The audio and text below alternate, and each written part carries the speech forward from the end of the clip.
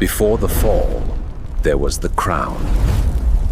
The story was never told.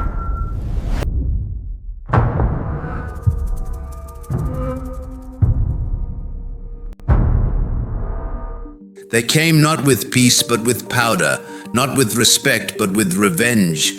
The red earth of Benin had seen rain, had seen fire, had seen war, but never like this. The dawn of February 1897 came heavy with spirits. The air smelled of iron and sorrow. On the streets of Benin, traders whispered warnings behind veils.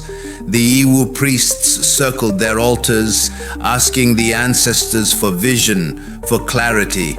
But the gods were quiet. That silence was not peace. It was the stillness before the axe. Weeks before, Consul James Phillips had walked into the kingdom with arrogance, ignoring the sacred warnings of the Oba. He brought letters of diplomacy but walked with a sword behind his back. And when his men were cut down outside Ugoton, the British Empire did not see context, they saw opportunity. The story they told the world was simple. Savages attacked civilization. But here is what they did not tell you. Phillips had arrived during the Ig festival, the holiest time in the Benin calendar.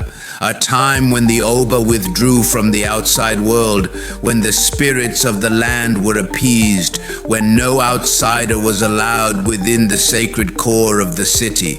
To violate this was not just disrespect, it was desecration, and so vengeance came. The British formed what they called a punitive expedition, a name soaked in hypocrisy.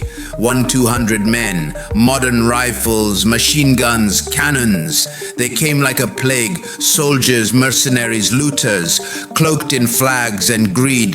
They did not just want to punish, they came to erase. As the troops marched through the forest paths, elders across the Edo villages lit fires.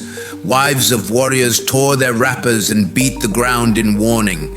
The trees heard the songs of war long before the soldiers reached the city walls.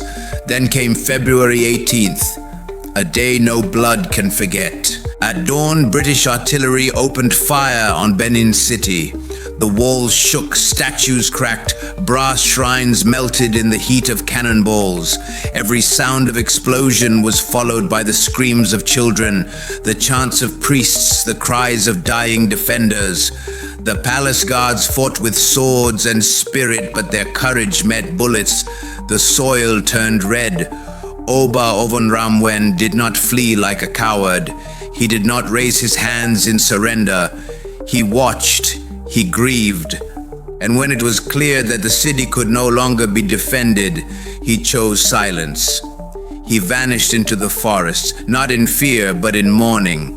Inside the palace, flames danced over centuries of history. Royal bronzes, each telling a chapter of Benin's past, were ripped from walls.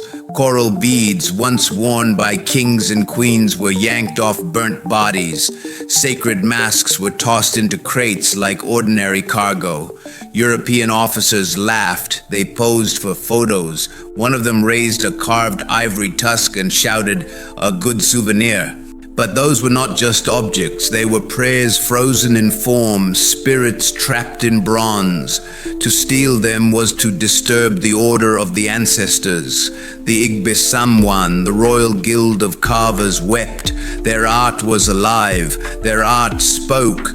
And now their gods were being auctioned in London. In that fire, they did not just burn buildings, they tried to burn memory. After the looting, the British claimed victory. They declared Benin open for business. They installed native authorities, obedient rulers who bowed in return for power. The real Oba was gone, hidden in the mangroves, moving from village to village, praying for his people. And in London, newspapers praised the expedition.